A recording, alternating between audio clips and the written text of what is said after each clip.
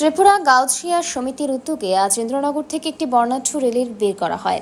সকাল থেকে উৎসবমুখর পরিবেশে সমিতির প্রাঙ্গণ চত্বর ভরে ওঠে নানা বয়সী মানুষের পদচারণায়।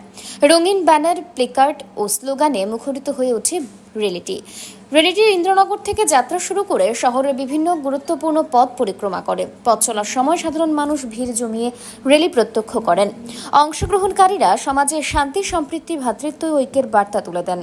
তারা আহ্বান জানান, ধর্মীয় সৌহার্দ্য, মানবিক মূল্যবোধকে অটুট রেখে একই সঙ্গে সমাজকে এগিয়ে নিয়ে যাওয়ার জন্য। উদ্যোক্তারা জানান, এই র্যালির মূল উদ্দেশ্য হল সমাজের সর্বস্তরে মানবিক মূল্যবোধ জাগ্রত করা এবং মানুষকে ভ্রান্ত ধারণা ও বিভাজনের রাজনীতি থেকে দূরে রাখার বার্তা দেওয়া। বিপুল উৎসাহ উদ্দীপনার মধ্য দিয়ে পরিক্রমা শেষে পুনরায় ইন্দ্রনগরের গাউছিয়া সমিতির প্রাঙ্গণে র্যালির সমাপ্তি ঘটে। অনুষ্ঠানে স্থানীয় বিশিষ্টজন, সমাজসেবী সহ বহু মানুষ উপস্থিত ছিলেন। প্রিয় নবীর আবির্ভাব দিবসটিকে আল্লাহর হুকুম মান্য করতে গিয়ে আমরা এই পবিত্র সুবিশাল জুলুস এবং মিলাদ মাহফিলের আয়োজন করেছি। এটা মূলত আমাদের প্রিয় নবী জিনার কারণে আজকে আমরা এই মিলাদ উদযাপন করেছি।